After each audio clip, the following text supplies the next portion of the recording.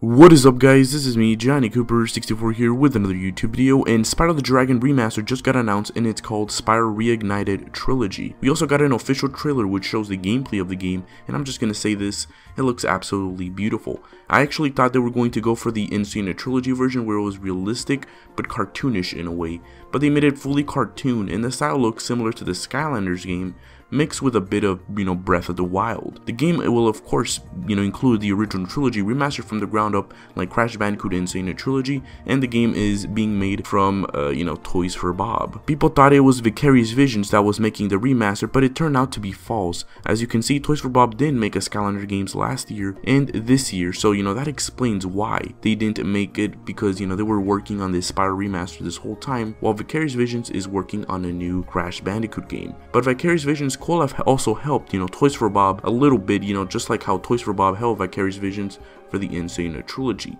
The game is surprisingly not PlayStation Time exclusive for 1 year like the Insane Trilogy, but I think the only reason why is because I guess Crash was a bigger mascot for PlayStation back in the PlayStation era, and they kind of wanted their ex-mascot to be the king for PlayStation for at least 1 year, and then he goes multi-platform. I mean, that's like the only reason why. So the game is going to be available on the PlayStation 4 and on the Xbox One during launch. Nintendo Switch could be included since Nintendo usually doesn't announce their ports till Nintendo Direct. Now, Tom Kenny returns to voice as Spyro the Dragon once again. He previously voiced Spyro in the second and third game and is now returning to voice him in the whole trilogy.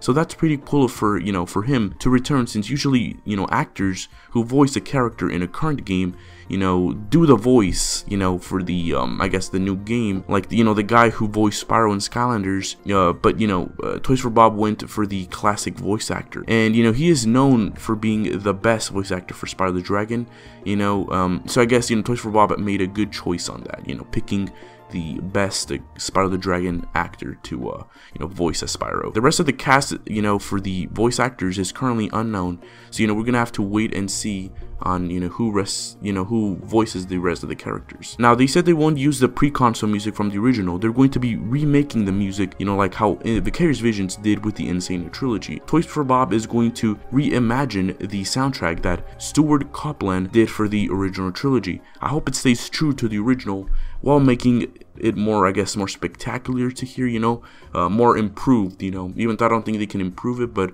let's hope they can. Now, here is information that the design direct of Toys for Bob had to say on the Spyro trilogy.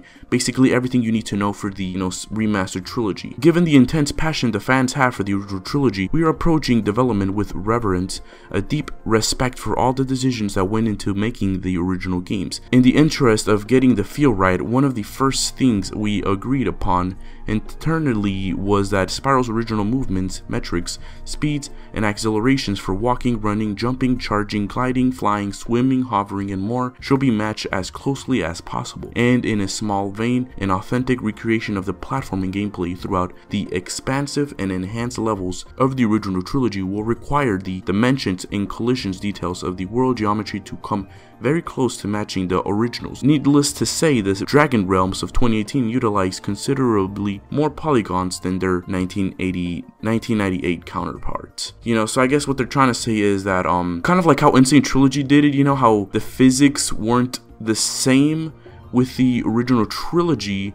They're trying to get a bit more closer to that, just like Insane Trilogy, I guess you can say, in physics and movement. You thought Crash Bandicoot in physics for Crash 2 and Crash 3, they kind of messed up, but I guess for the Spyro remaster, they're kind of going, I guess, a bit similar to that, but I think more original.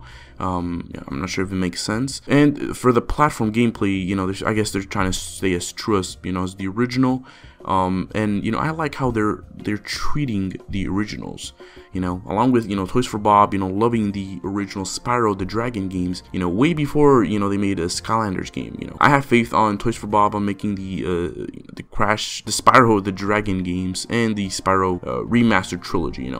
My full faith is on them. There's also an update on the Insane Trilogy where you can now enter the Spyro 2 demo code on the Crash Bandicoot 3 Warped title, and it will sadly not unlock a Spyro demo, but it will unlock a Spyro Trilogy trailer, so that's still pretty cool that they did that, Now let's take a look at the gameplay footage. We can see how they added lots of new detail to make the game not feel empty and making it really beautiful. Like the added items that weren't there in the original trilogy. The castle from the first level in the Spyro game looks, beautiful, with lots of new detail being added to it to make it less empty.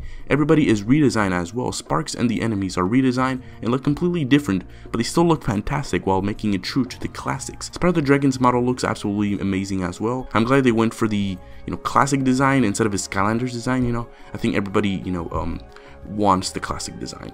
They gave him a bit of the PS1 and the PS2 model in there, on how he looks and everything, and of course mixing it a bit with new stuff in there as well for the models. Everything the trailer showed us is beautiful, and has lots of new detail being put into it, and Toys for Bob did put a lot of care into these games, and it shows in the trailers that they did. Hopefully we get gameplay for Spyro the Dragon 2 and 3 soon enough, since the trailer was only gameplay for the first Spyro the Dragon game.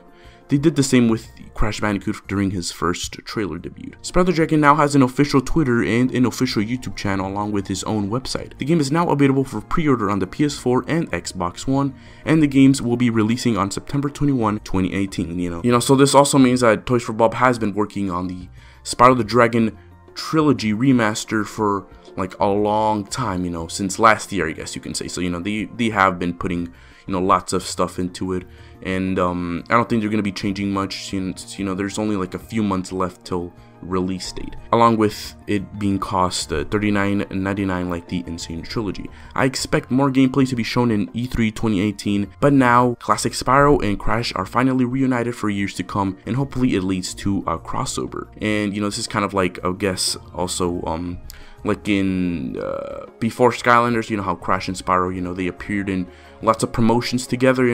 It's gonna be the same from now on. Thank you Toys for Bob on making this beautiful game. I'm glad classic Spyro is back, and I'm glad you're making this game really beautiful and making it modern and adding lots of new detail in the game.